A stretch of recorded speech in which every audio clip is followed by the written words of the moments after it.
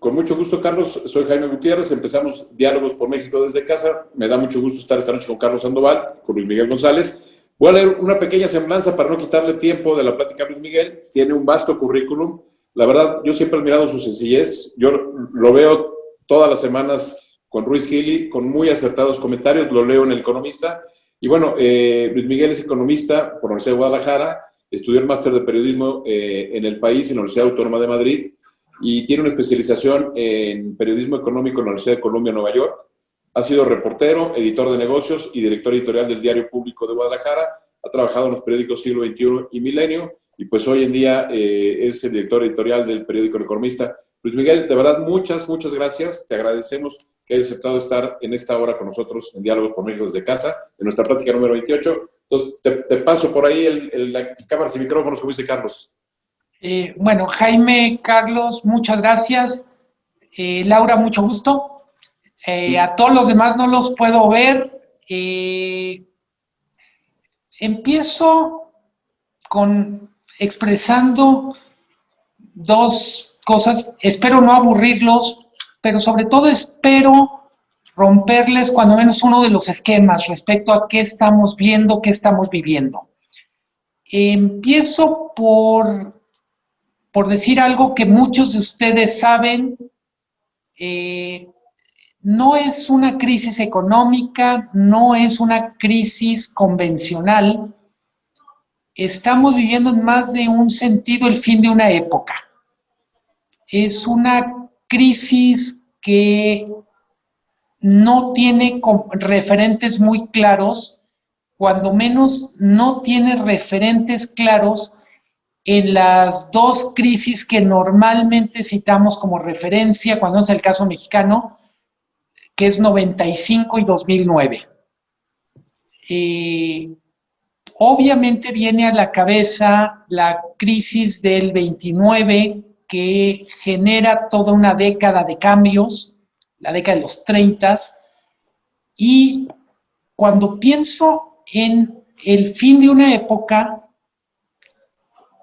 tengo en mente libros como Los Sonámbulos, que describen el mundo cuando se acabó la Primera Guerra Mundial, donde mucho de lo que eran certidumbres se vuelven dudas, donde muchas teorías empiezan a ganar terreno y sobre todo donde muchas de las cosas que se creía que estaban establecidas para durar una vida, porque llevaban mucho tiempo, se empiezan a tambalear.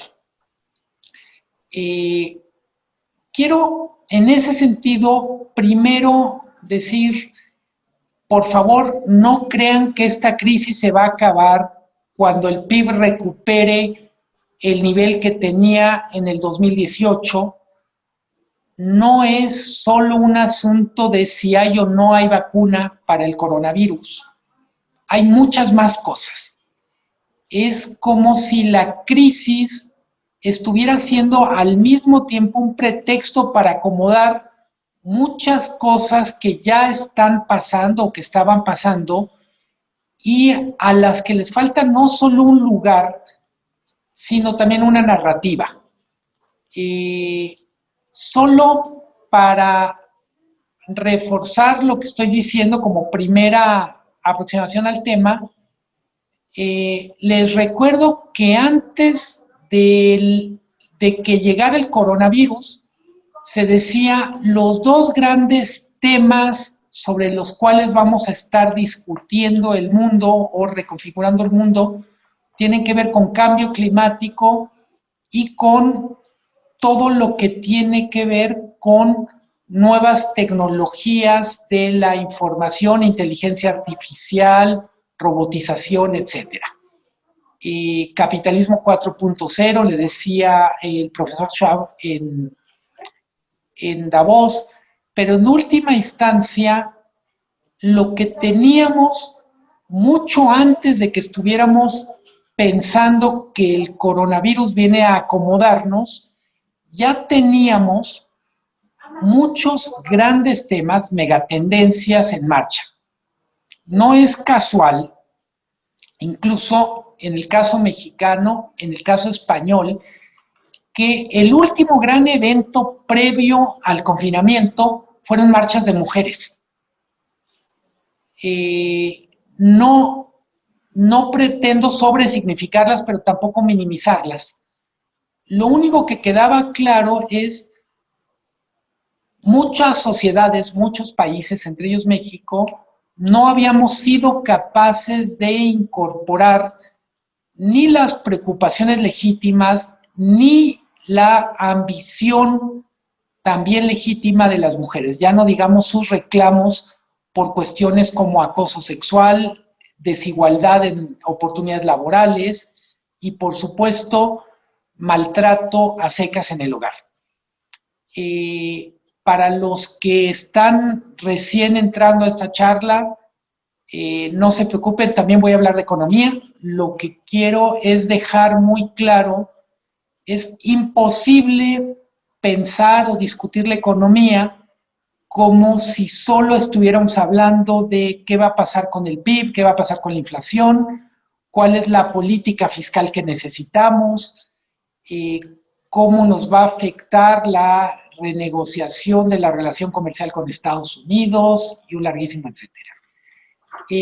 Quiero, para hablar de esta crisis y de la recuperación, empezar con una imagen que es autoría de Ricardo Hausmann, un brillantísimo pensador venezolano que ahora vive en Boston, en el MIT.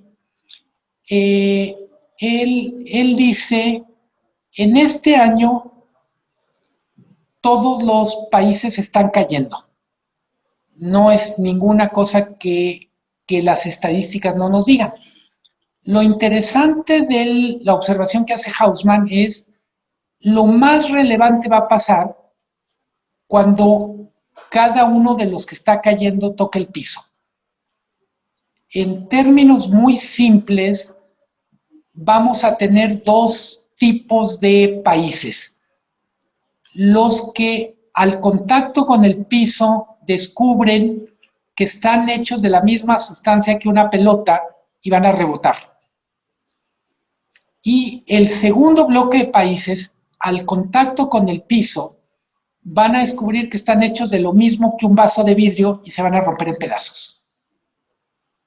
Lo que quiero decir es, cuando vemos las cifras del PIB 2020, todos los países están cayendo, con excepción de China, con excepción de Corea del Sur y 2 o 3 estrellas asiáticas. El resto del mundo va a caer. La discusión, desde mi punto de vista, es absurda en tratar de medir la caída y pensar que con eso ya tenemos la explicación. En algún sentido es irrelevante si la caída este año es 5, 7, 9, 11 para los países. Lo más importante, porque nos va a permitir entender de qué está hecho cada país, y con eso quiero decir su estructura económica, su estructura social, literalmente su acuerdo va a ser del 2021 en adelante. ¿Quién se recupera y quién no? ¿De qué manera se recupera? Como se puso de moda en las últimas semanas hablar de una sopa de letras alrededor de la recuperación sobre si es en B, si es en W, si es en L, mi visión personal es todas las recuperaciones van a tener forma de K, todas. Y nos van a entregar una sociedad partida en dos, donde una parte va a recuperarse, va a flotar, y la otra parte se va a hundir. Lo que va a marcar la diferencia en buena medida es si son más los que se recuperan que los que caen, y sobre todo, que me parece relevante para el fin de lo que quiero exponer, que es la crisis como reto de transformación de las sociedades, me parece súper relevante decir cuáles son los sectores a los que les va a ir bien y cuáles son los sectores que van a perder. No es tan fácil hacer pronósticos porque incluso alguien diría, hombre, si ya sabemos que va a ganar el comercio electrónico, pero por decirlo de alguna manera, no es lo mismo decir que en la recuperación o mismo en la crisis, uno de los ganadores es Amazon, que decir, bueno, ¿y qué gana México con que Amazon gane? ¿Qué gana México con que Google sea un gran ganador o que Netflix gane? Es decir, para cada país tiene connotaciones muy diferentes decir que el comercio electrónico es un ganador obvio. Me gustaría, en parte, para tratar de establecer una especie de narrativa coherente, los que son más grandes o de mi generación, yo soy del 64, probablemente les dé algo de gusto recordar, algo de nostalgia, lo que fueron las crisis, la del 94-95, la del 2009, y si me apuran, lo que fueron las crisis de Echeverría y López Portillo. Lo primero que me parece relevante es la crisis es un hecho que invariablemente está sujeto a una interpretación. Entonces, cada crisis es interesante en sí misma, entre otras cosas por la narrativa que trae consigo. No me voy a ir demasiado a hacer arqueología de las crisis del 76 y 82, pero solo quiero enfatizar una cosa. Las crisis del 75 y el 81, en buena medida, explican las políticas económicas de la segunda mitad de los 80 en adelante. Y no quiero perder un hilo de este argumento en el sentido de no es en sí la crisis, sino la narrativa, la interpretación de la crisis, lo que explican los cambios estructurales que vienen tras de él. En el caso del 75 y del 81, en México fundamentalmente se impone una narrativa que dice son crisis que expresan la acumulación de errores, pifias de Echeverría, López Portillo y equipos que lo acompañan. No digo que no sea cierto, fueron gobiernos que cometieron errores muy graves en la conducción de la economía, por ejemplo, pero en esa propia narrativa llama la atención, en el caso mexicano, que hablamos tan poquito de que son gobiernos que además vivieron crisis internacionales muy fuertes. Del 73 en adelante hay un periodo de inflación galopante que tiene que ver con la creación de la OPEP, nuevos precios del petróleo y, insisto, no quiero complicar mucho la argumentación, mi propósito no es hacer arqueología, sino enfatizar lo importante que es la narrativa a la hora de construir soluciones para una crisis. En la crisis del 81, evidentemente hay dos factores externos a México que determinan mucho de lo que pasó. Uno es la caída de los precios del petróleo y otro es el alza de las tasas de interés. Solo por hacer un ejercicio de historia alternativa, si el petróleo hubiera seguido por las nubes al final del periodo López Portillo, si las tasas de interés, si el señor Volcker no hubiera tenido una terapia de shock para la economía de Estados Unidos con tasas superiores al 10%, muy probablemente no hubiéramos tenido expropiación de la banca. Muy probablemente no hubiéramos tenido los 80s que tuvimos. Insisto, no pretendo aburrirlas con esto, pero solo lo que quiero decir es, la narrativa terminó siendo muy simple en el caso mexicano y es el grupo de Echeverría, de López Portillo, eran unos impresentables y se tenían que ir completitos. Hubo una sustitución de élites como consecuencia de esta crisis y, por supuesto, esta sustitución de élites nos trajo una política económica muy preocupada, por ejemplo, con los equilibrios macroeconómicos, con la autonomía del Banco Central, independencia, etcétera. Ojo, no estoy diciendo que fueran malas decisiones, no estoy argumentando en contra de la política económica de los años 80 en adelante. Lo único que quiero decir es, esa política económica nace de una narrativa en donde se dice básicamente todo lo que se hizo en el sexenio pasado estuvo mal.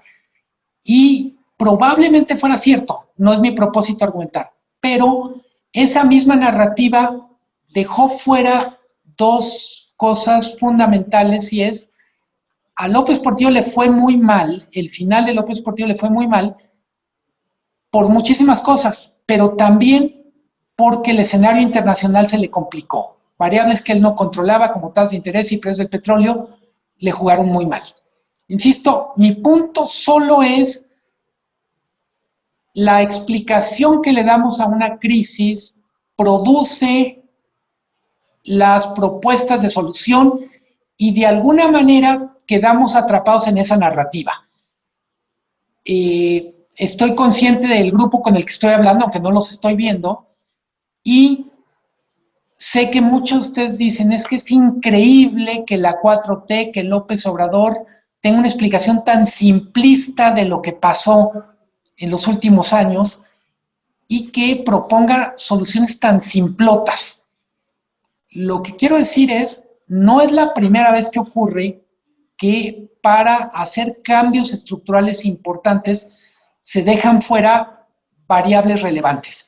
Insisto, no digo que se hayan hecho las cosas bien con Echeverría y con López Portillo, pero es imposible explicar la crisis del 82 en México sin pensar el mercado petrolero se colapsó en el mundo y Estados Unidos aplicó una política de tasas de interés brutal, de alzas de tasas de interés que ningún país podía haber soportado. Me voy literalmente con fast forward a la crisis del 94-95. Las dos hipótesis alternativas, con protagonistas muy visibles, Zedillo, Carlos Salinas, nos remiten a si efectivamente hubo un error de diciembre o no, etcétera. También no los quiero aburrir, pero en buena medida lo que quiero decir es buena parte de lo que produjo la crisis del 95 está basada en una narrativa y de alguna manera de esa narrativa se construyeron instituciones que desde mi punto de vista son muy relevantes. La autonomía del Banco de México, que era virtual, se vuelve una cosa muy fuerte, un compromiso, entre otras cosas porque el entonces presidente Zedillo había trabajado en el Banco de México, entendía la importancia de la autonomía, pero también se crean instituciones en el sentido de nuevas prácticas, por ejemplo, transparencia, rendición de cuentas del sector público, que corresponden a un diagnóstico previo y es parte de lo que explica la crisis del 94 desde el punto de vista de Zedillo, tenía que ver con la falta de transparencia de algunas variables fundamentales. Los que tengan edad y memoria recordarán que las reservas de divisas del Banco de México se dan a conocer 3 veces al año. en el 94, que una de las razones que aceleró la crisis, la especulación contra el peso a lo largo del 94, es que había una gran variable desconocida y era cuántas reservas de divisas tiene el Banco de México para soportar un ataque especulativo. Frente a ese tipo, digamos, de prácticas del sector público, lo que viene como consecuencia de la crisis y después el relanzamiento de la economía mexicana es un compromiso con la transparencia, por ejemplo, con las cuentas del Banco de México, una especie de relanzamiento o generalización de conceptos de rendición de cuentas, accountability, que de alguna manera se vive como un continuo a partir del 95. Ojo, insisto, una parte de eso es una caricaturización, porque no quiere decir que no hubiera rendición de cuentas entre el 88 y el 94, o si me apuran, antes del 88. Pero es una narrativa que de alguna manera se incrusta en una interpretación de qué fue lo que pasó. Una de mis hipótesis, ahora sí, les juro que llegaremos al presente y al futuro muy pronto, es que la crisis del 2009 en México se vivió de una manera muy diferente al resto del mundo. Si ustedes, asumo que casi todos ustedes son consumidores habituales de The Economist, Financial Times, bueno, del país, la crisis del 2009 en prácticamente todo el mundo se vive como como el pretexto para una reflexión sobre el futuro del capitalismo. Hay libros muy relevantes del tipo ¿Podrán los capitalistas salvar el capitalismo?, de Raghuram Rajan. Y había esta reflexión de decir, a ver, es una crisis que no solo es una crisis financiera, hay una especie de crisis moral del capitalismo. Esa crisis trajo, andando el tiempo, fenómenos como Brexit, como la llegada de Trump a la presidencia, la expansión de movimientos populares o populistas en Europa del Este, la rebelión contra los partidos tradicionales en España, es decir, la aparición de Podemos y Ciudadanos. En buena medida, lo que pasó con la crisis del 2009 en casi todo el mundo fue yo diría, la implantación de una narrativa antiélites. Y básicamente la narrativa era, esta crisis la provocaron las élites y, lo que es más peligroso, las soluciones a esta crisis las diseñaron las élites para salvarse a sí mismas. El movimiento de Occupy Wall Street, el movimiento del 1%, todas las críticas al 1%, etcétera, tienen mucho que ver con esta efervescencia en torno a la crisis del 2009. México, por algunas razones, salvo en la parte estadística, donde caímos 6% el PIB, yo diría que vivimos de manera muy superficial esta crisis del 2009. Literalmente nos pasó de noche. No tuvo un impacto inmediato, por ejemplo, en la elección del 2012.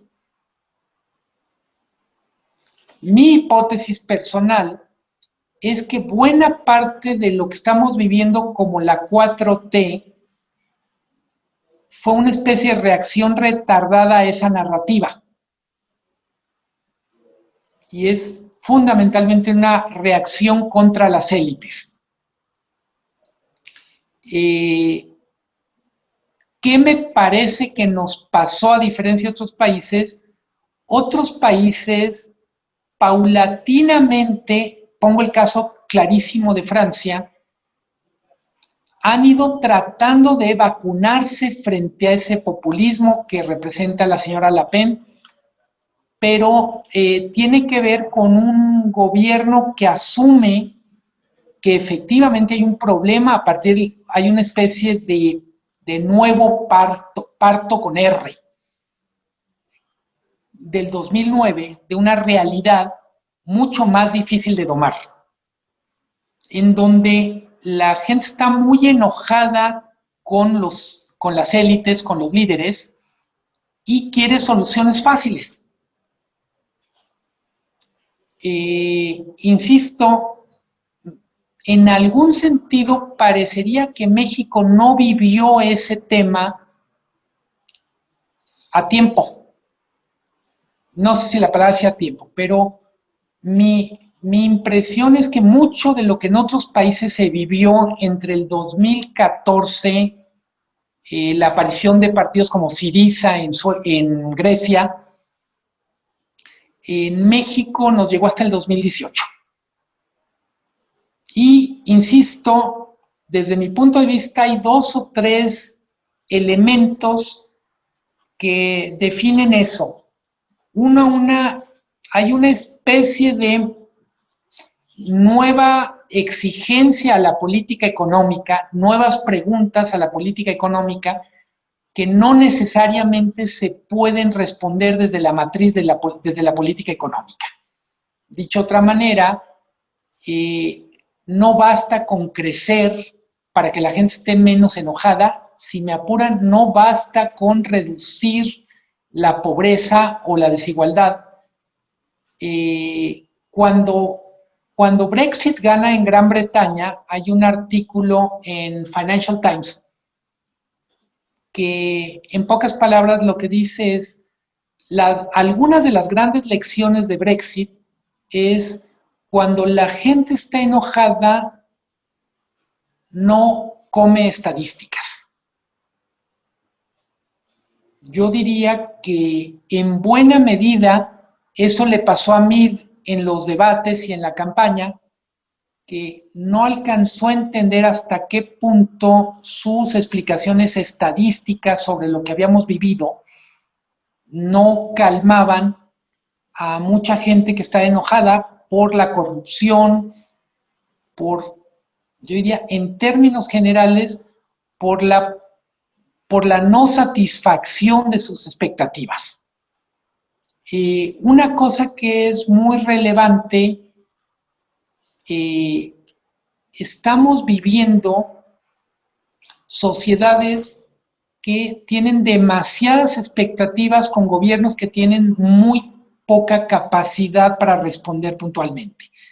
Algunos autores hablan de esta etapa como hemocracia, en el sentido de una política, una arena pública dominada por las emociones, más que por el debate de ideas. Entonces, ¿cuál es la emoción que predomina en este momento? Pues podemos decir que es un cuadrante donde hay miedo al futuro, hay coraje, desconfianza, pero que en última instancia muchas de esas cosas hacen muy difícil dar satisfacción desde lo que tradicionalmente los economistas aportaban a la política pública. En buena medida yo diría que una de las sorpresas del 2018 en adelante ha sido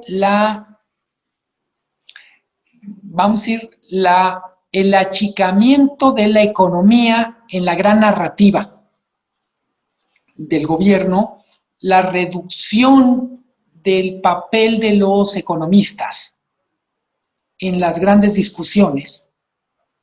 Sé que muchos de los que están del otro lado de esta pantalla son economistas. Yo diría, en buena medida, uno de los enormes retos es cómo volvemos los economistas a tener un lugar en la discusión en la mesa. Una mesa donde participan sociólogos, politólogos, grillos, activistas, tecnólogos, pero donde los economistas no tienen el papel que acostumbraban tener. Empecé diciendo, no es una crisis convencional, desde mi punto de vista es un cambio de época, y quiero enfatizar esto explicando o tratando de bosquejar qué es lo que creo que está pasando o que puede pasar. Tenemos obviamente una crisis de salud que pone en marcha una serie de políticas públicas que a su vez terminan en una crisis económica. Pero hay un cartón que algunos de ustedes seguramente habrán visto y en pocas palabras se ve una persona como surfeando en una tabla de surf y se ve una ola grandecita que es el COVID, pero detrás de esa ola se ve una ola gigantesca que es el cambio climático. Lo que quiero decir es, para quienes creen que una vez que acabe el COVID vamos a una normalidad, digamos, más fregada, pero normalidad al fin y al cabo, yo lo que diría es, nos esperan muchísimos años antes de volver a estar en calma, en equilibrio. Tenemos demasiados desajustes o demasiados desequilibrios que arreglar. Estoy consciente, esta es una narrativa de lo que está pasando, asumo, no es, ahora sí, las buenas ideas son de otros, las ocurrencias son mías. Vamos en buena medida, les decía, a partir de 2021 una de las cosas a observar es quién se recupera y quién no. Pero si me apuran, lo más importante desde ya es qué sociedades están teniendo capacidad para incorporar los miedos, las expectativas que encarnan las megatendencias. ¿Cuáles megatendencias podemos citar? Nada más para explicar qué quiero decir es, se dice, hay una aceleración de muchos cambios como consecuencia del COVID. ¿Qué va a pasar con las actividades económicas tradicionales que están siendo retadas por el comercio electrónico? ¿Qué va a pasar, por ejemplo, con el pequeño comercio? Pero luego tenemos en automatización, vamos a ver, por ejemplo, muchos empleos que van a ser sustituidos por procesos automáticos o simplemente por robots. Algunos de ustedes le estarán siguiendo la pista al tema de las empresas que están tratando de inventar coches autotripulados. El que estén listos en 3, 5 o 10 años parecería que es una preocupación solo de futurólogos. Solo les recuerdo uno de los mayores fuentes de empleo en Estados Unidos es el volante, los choferes. Se calcula que solo en Estados Unidos se perderían entre 2 y 4 millones de empleos si se implementaran coches autotripulados. Pero así tenemos muchas megatendencias, unas son tecnológicas, otras son sociales. Vi que Laura Lamillo levantaba la mano con el tema de mujeres. O sea, nosotros tenemos una enorme asignatura pendiente en términos de reequilibrar los espacios productivos para reflejar el potencial de las mujeres, sus expectativas, y yo diría también vamos a decir, resolver preocupaciones o asuntos pendientes desde cómo garantizamos que tienen un trato digno en todos los sentidos en un espacio laboral. Mi punto es, el tema no es cómo recuperamos el nivel que teníamos en 2018 y cuándo lo vamos a recuperar, sino es qué tanto nos tenemos que transformar para ser una sociedad viable.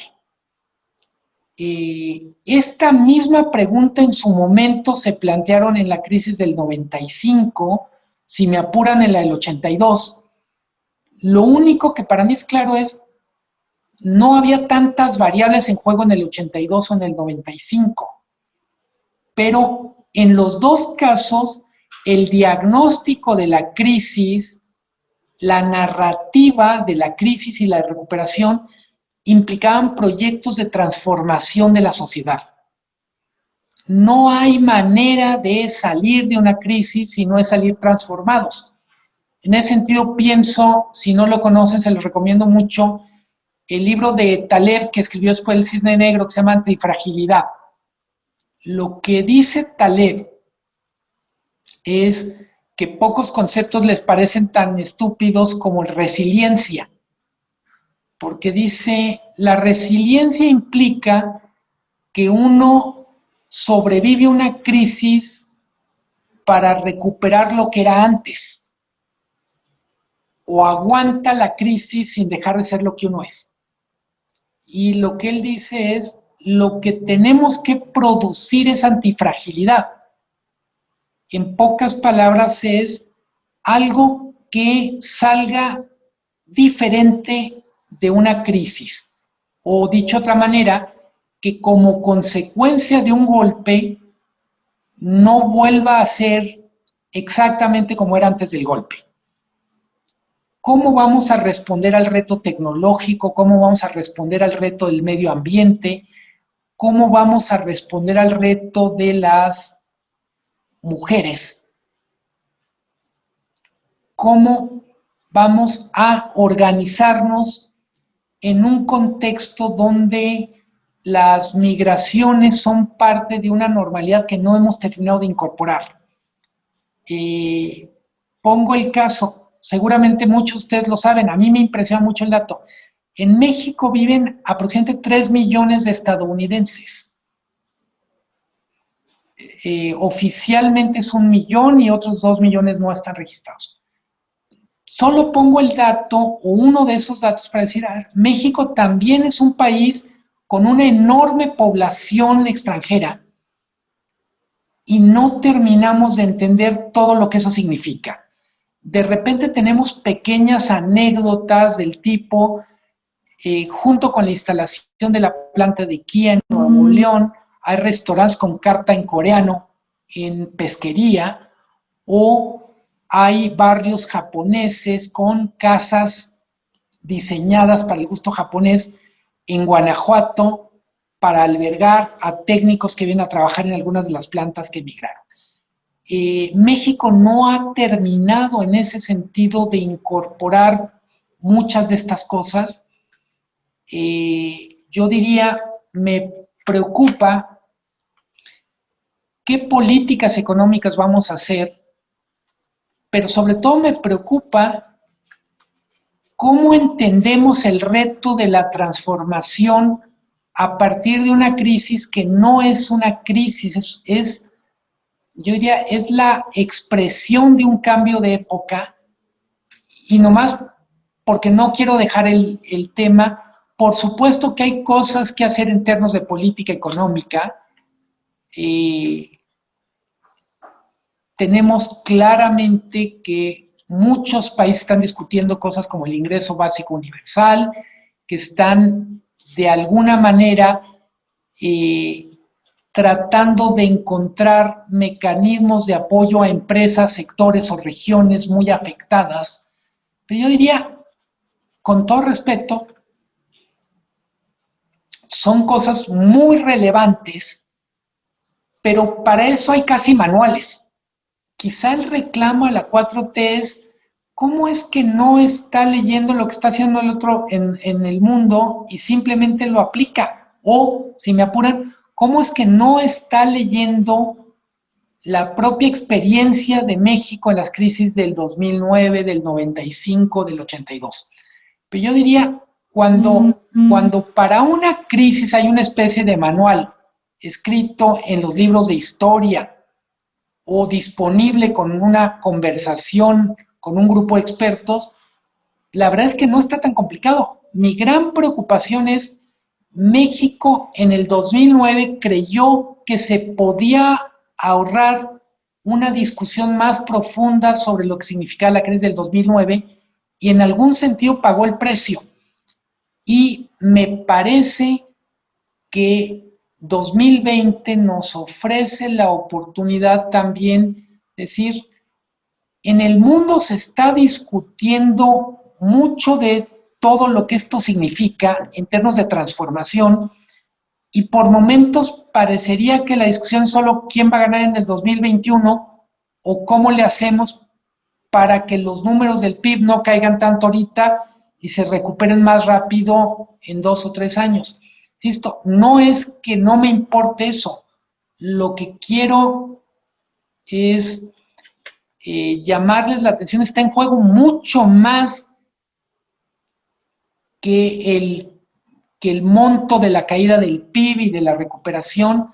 Es México no está haciendo la tarea en la transformación o en la adecuación a las transformaciones que está viviendo el mundo. No tenemos, desde mi punto de vista, ni la política en términos de formación de recursos humanos, ni, por supuesto, los espacios para discutir muchos de estos temas que, insisto, parecerían de ciencia ficción, parecería como fuera de foco, decir, hombre, ¿cómo se te ocurre en un año tan malo pensar que tenemos tiempo para andar discutiendo qué pasa con automatización, qué pasa con el papel de las grandes tecnológicas, cómo las vamos a gobernar, qué vamos a hacer con las nuevas tendencias de medicina? Pero digo, si una crisis no es el mejor momento para discutirlas, les recuerdo que la prosperidad tiene muchas cosas buenas, pero también nos quita el sentido de urgencia. Para abrir la parte de preguntas-respuestas, solo cito esta frase que se atribuye a Jack Welch, que pudo haber hecho cualquier persona, pero es: una crisis es una gran oportunidad, no la dejes pasar. Una gran crisis es una gran oportunidad para replantearnos cómo estamos viviendo en relación con la tecnología, en relación con el medio ambiente y, por supuesto, no lo minimizo, en relación con las variables macroeconómicas, con cuestiones de geopolítica. Pero insisto, creo que nos ayudará a entender hasta qué punto estamos viviendo una crisis de época y tenemos que responder con imaginación. No se trata de volver a estar donde estamos, sino transformarnos. No es resiliencia, sino antifragilidad, la palabra clave, citando a Taleb. Les agradezco muchísimo y quedo abierto al diálogo. Muchas gracias, Luis Miguel. De verdad, muy completa tu plática. De verdad, nos dejas pensando en muchas cosas, en muchas ideas.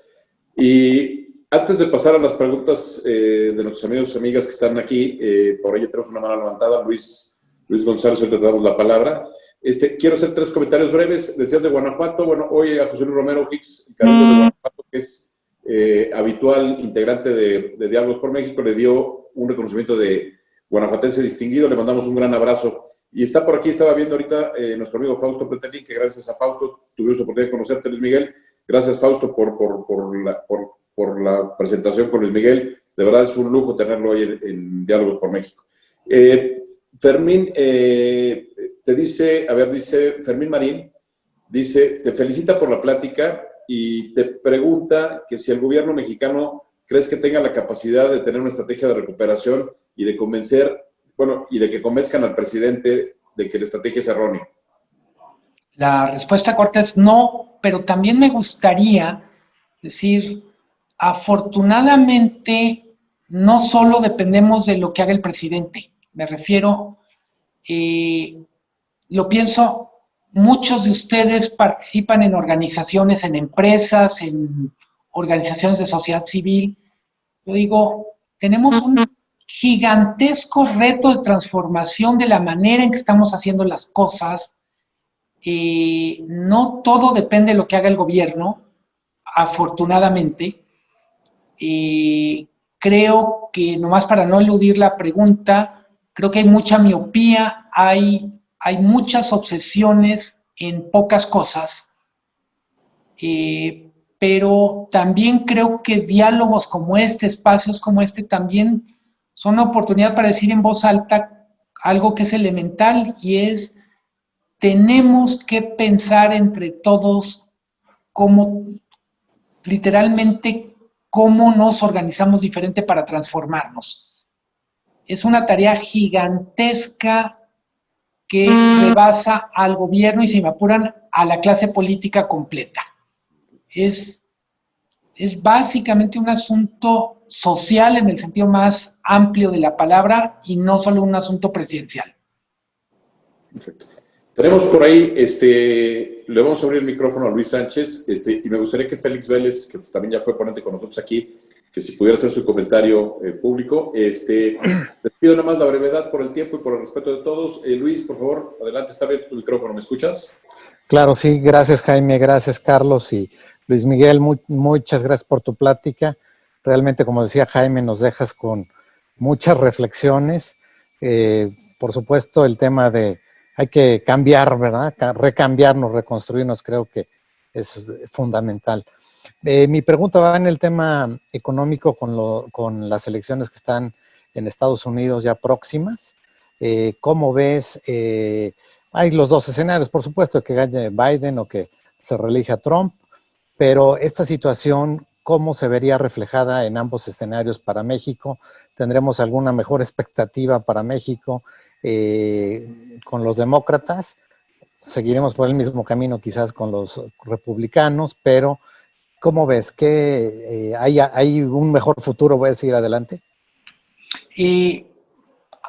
Para mí hay un tema que puede ser muy importante y tiene que ver con política energética y medioambiental. Da la impresión que uno de los temas en los que Biden más rápido y con más profundidad plantearía una rectificación de lo que han sido 4 años de Trump en la Casa Blanca tendría que ver con estos dos rubros, energía y medio ambiente. Correcto. En energía, y me disculpo con los que son expertos, entre ellos Fausto Pretelín, pero de manera muy simple, desde Washington está muy claro en la propia negociación del TEMEC una visión de que América del Norte es una región energética. Ellos ya alcanzaron vamos a decir, la soberanía energética, pero piensan en América del Norte como una región integrada también en términos energéticos. Desde el punto de vista de Trump, una región de América del Norte integrada energéticamente tiene que ver con una coordinación de políticas en favor de energías fósiles, y yo asumiría que un cambio de administración, la llegada de Biden, significaría que la coordinación de política energética de América del Norte implicaría un componente de energías verdes mucho más grande que el que tenemos ahora. ¿Podemos abrir el micrófono a Félix Vélez? Félix, ¿me escuchas?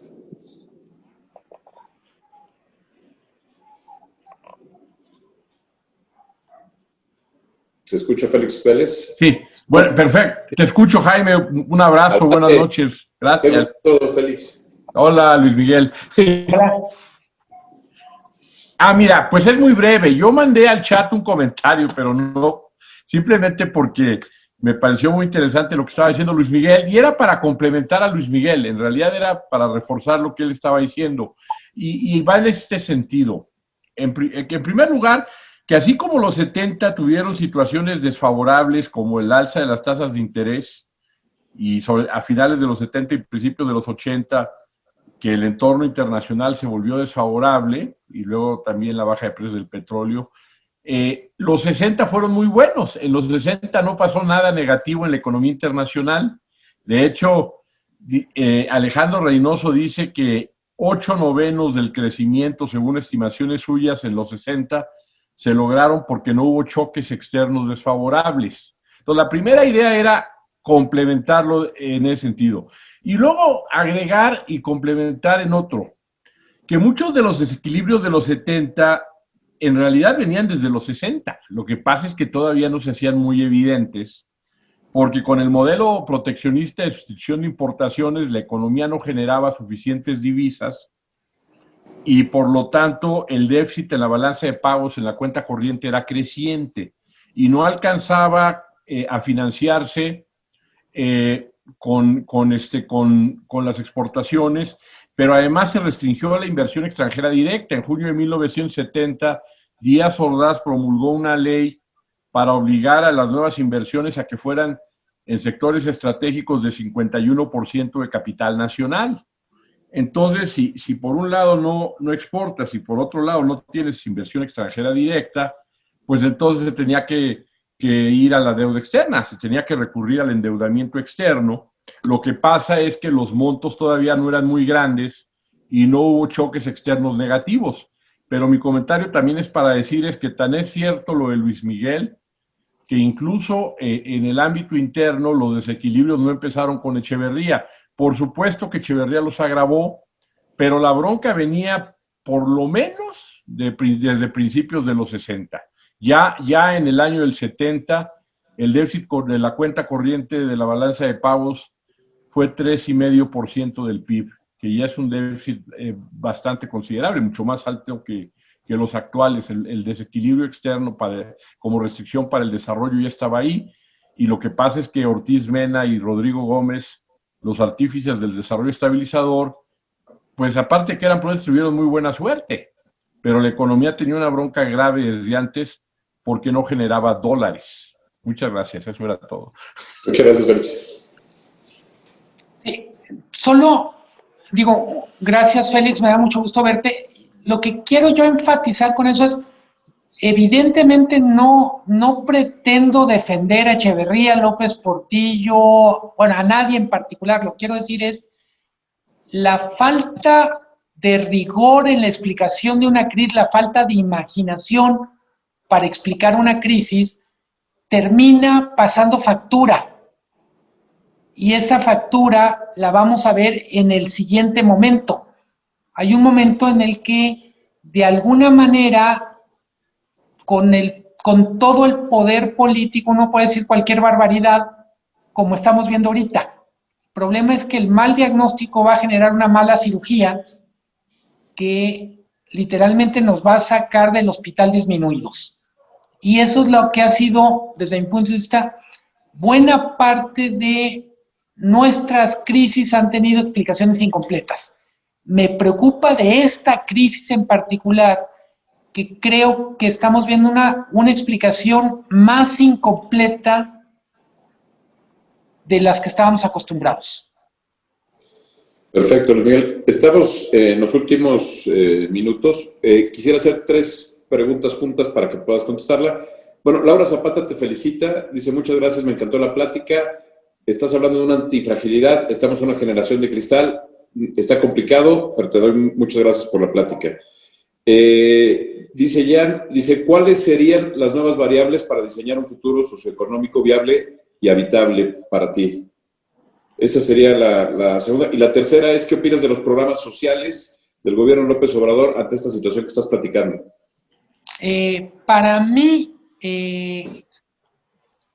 2 elementos fundamentales centrales es la política tecnológica es central, y por política tecnológica entiendo mucho más que más dinero para CONACYT. Es la tecnología está en la médula de muchas cosas. Es increíble, por ejemplo, que en México no ha llegado la discusión sobre la gobernanza de las Big Tech. En algunos casos, la manera en que gobernemos a Google, Facebook, Twitter, Amazon, va a determinar qué tan vulnerable, qué tan fuerte somos como sociedad. En México esa discusión no existe.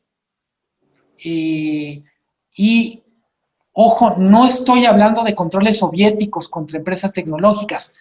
Lo que creo es que primero tenemos que entender de qué tamaño es el poder disruptor de estas empresas para después tener políticas públicas.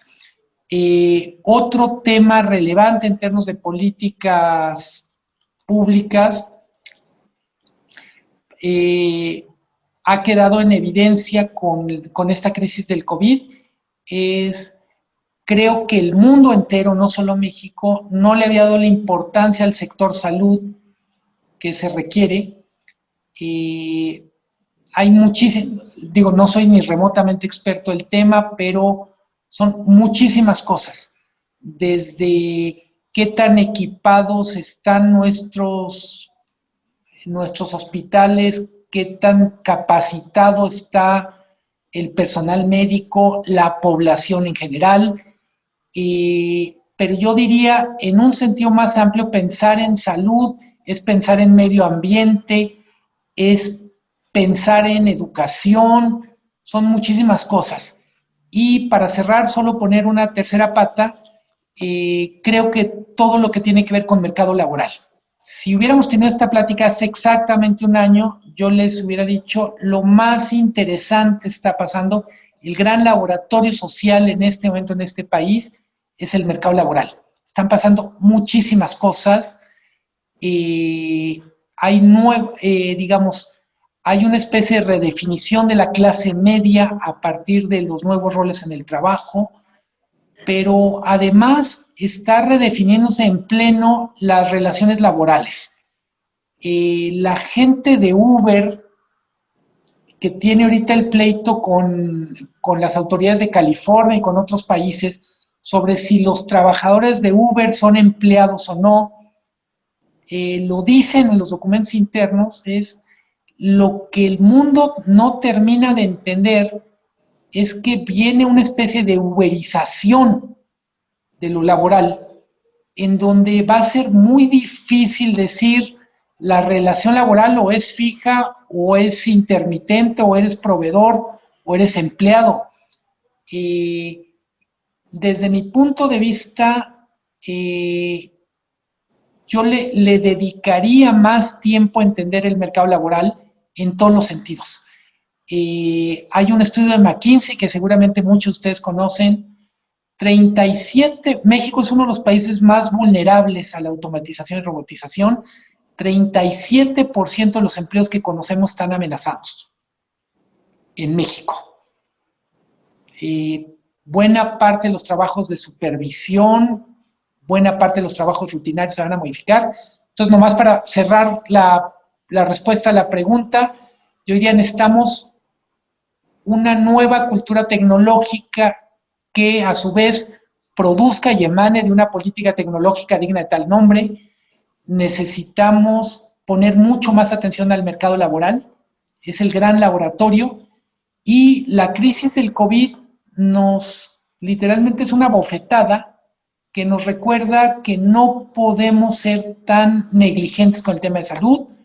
Salud mental es uno de los siguientes temas que viene. Digo, no, ahora sí, perdón, no me invitaron para darles tantas malas noticias, pero les ofrezco una disculpa. De lo de políticas sociales, a mí me llama la atención en el mundo la buena reputación que tienen las entregas de dinero en efectivo en esta coyuntura. Hay prácticamente un consenso de que es una buena solución, pero ojo, cuando se elogian las políticas de entrega de dinero en efectivo, no asumen anomalías como las que están ocurriendo en México, que es uso clientelar de las entregas de dinero, descontrol de las bases de datos, muy baja rendición de cuentas.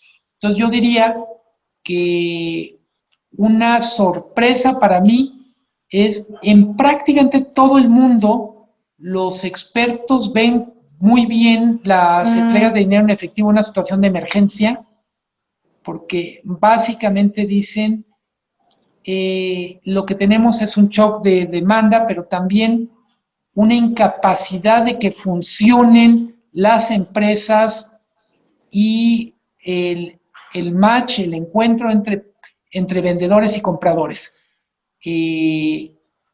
Políticas sociales para mí son muchas cosas.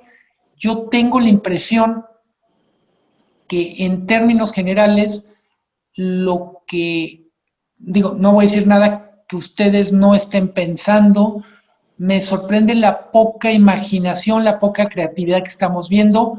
La respuesta a retos del futuro son políticas de los 70s, 80s, pero pues yo digo, si también eso está pasando en la mercadotecnia, están de moda los tenis retro, no es tan sorprendente que las políticas públicas retro también estén de regreso. Perfecto. Yo creo que cerraríamos con Eugenio Cárdenas. Nada más hay 4 comentarios rápidos que dice María de Lourdes. Felicidades, muy interesante tu plática, muy directa y dejas mucho que reflexionar. Gina Pacheco hace un comentario largo, pero te felicita ampliamente, te lo vamos a hacer llegar. Antonio Dávalos pregunta que en este tema de la K que hablabas, de la recuperación en forma de K, ¿qué posibilidades tiene México de rebotar y qué implicaciones hay si quiebra? Y por otro lado, si consideras que este gobierno tiene la capacidad y el talento para transformar a la sociedad en la medida que lo necesita el momento. Y si quieres contestamos esa y nos vamos ya al final. Bueno, le pedimos si quieres a Eugenio para que la haga y cierres ya con esas preguntas. Eugenio, okay. Adelante. Buenas noches, Eugenio Cárdenas, 70 años de edad.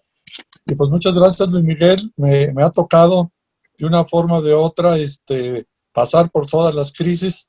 Mi pregunta primera, y espero tu respuesta para hacer la siguiente. ¿Qué porcentaje participa el gobierno federal, estatal y municipal dentro de la economía? ¿Y qué porcentaje participa la iniciativa privada, nacional e internacional? Y de esa respuesta plantearía una segunda pregunta. El porcentaje del gobierno es alrededor del 20%. Dependiendo del rubro, pero, por ejemplo, en el caso de inversión se dice de cada 7 pesos que se invierten, un peso es gobierno y 6 es privado. Okay. Una cosa que sorprende, Eugenio, cuando vemos las cuentas entre extranjera, nacional, hay veces perdemos de vista el enorme peso que tiene la inversión de las micro y pequeñas. Todo mundo piensa que las grandes inversiones, por ejemplo, de empresas que cotizan en bolsa, explican todo. Las grandes empresas en conjunto no hacen ni el 25% de la inversión total, que se explica mucho más por pequeñas, micro y medianas, que obviamente no tienen la visibilidad de las que están en la bolsa.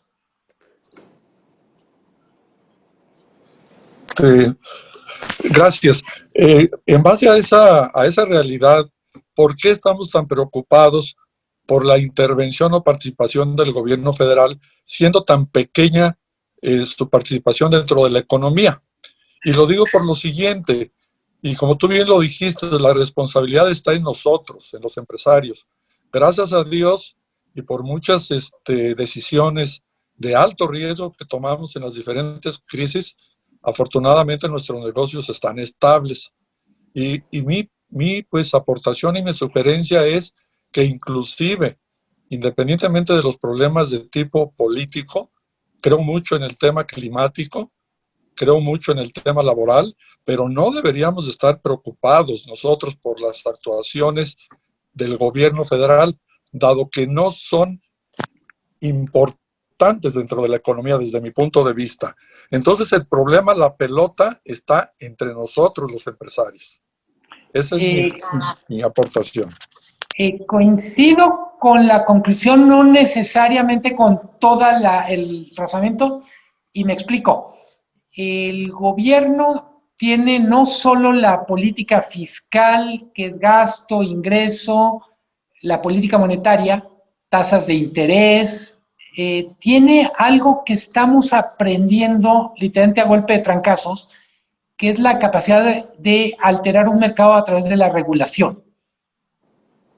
En ese sentido, es un 20% que de repente pesa como una losa. Entonces, coincido, por eso te decía, Eugenio, con la conclusión, en el sentido de, sí creo que tenemos que aprender a vernos de otro modo y decir, no es solo lo que el gobierno haga o deja de hacer, es qué podemos hacer nosotros, pero en cualquier caso, sí hay un gran tema que de alguna manera explica la efervescencia de espacios como este, es la preocupación de quién decide la política pública, quién decide lo que es público y en qué termos se decide. Y en ese sentido sí hay que dar la batalla. Digo, hay mucho que hacer cada quien en su casa, pero además hay que aprender a dialogar para que lo público efectivamente sea público. Y gracias, Eugenio. Perfecto, Luis Miguel. Pues estamos terminando, Luis Miguel. No sé si quisieras hacer un último comentario ya antes de que le dé la palabra a Carlos para que termine la plática. Y de verdad, de mi parte, muy agradecido por esta hora que nos has brindado. De verdad es espectacular oírte. ¿Qué te puedo decir? Es un privilegio. Y bueno, pues nos dejas muchas reflexiones de tarea, es lo que te quiero decir, Luis Miguel. No, de verdad, de mi parte, mucho agradecimiento por la apertura, por la oportunidad de dialogar. Lamento no verlos físicamente, pero agradezco hacia la tecnología la posibilidad de tener este tipo de diálogos. De verdad es un privilegio estar en un grupo como este. Muchas felicidades, Jaime, muchas felicidades, Carlos, por hacerlo posible. Creo que es muestra de una de tantas cosas que la sociedad puede hacer. Creo que es importante fortalecer este tipo de mecanismos de discusión. Nadie tiene todas las respuestas ni todas las preguntas, pero entre todos podemos saber un poquito menos, podemos ser un poco menos ignorantes, ¿no? Perfecto, Luis Miguel. Pues muchas gracias. Y si no hay más, querido Carlos, pues te mando la palabra para allá. Muchas gracias, mi estimado Jaime. Pues Luis Miguel, la verdad es que una plática espectacular. Salimos con dudas, creo que nos vamos con muchas más dudas, pero sí salimos con algo muy claro que nos dejas y lo quiero manifestar, que es momento de transformación. Creo que esto es algo bien importante que hay que meditar todos. No es regresar a lo anterior. Esto vamos a regresar todos diferentes a una cosa diferente. Hay que regresar fortalecidos. Y en verdad, muchísimas gracias, Luis Miguel. Están las puertas abiertas de Diálogos por México desde casa para otra plática contigo. Ojalá haya una posibilidad más adelante, cuando ya las cosas estén más tranquilas. Y bueno, y agradecer a todas y todos los amigos y amigas que nos acompañaron el día de hoy. La verdad es que Diálogos por México desde casa lo hacen todos ustedes. Muchísimas gracias. Los estamos esperando en el próximo Diálogos por México. Y Luis Miguel, esta es tu casa. Muchas gracias, muchas gracias. Espero que nos acompañes en algún diálogo también atrás de micrófonos. Y muchas gracias a todas. Y los dejamos con una poco de música, mi estimado Jaime. Y un aplauso muy, muy, muy, muy caluroso desde la casa a Luis Miguel. Muchísimas gracias, Luis Miguel. Muy amable. Un abrazo.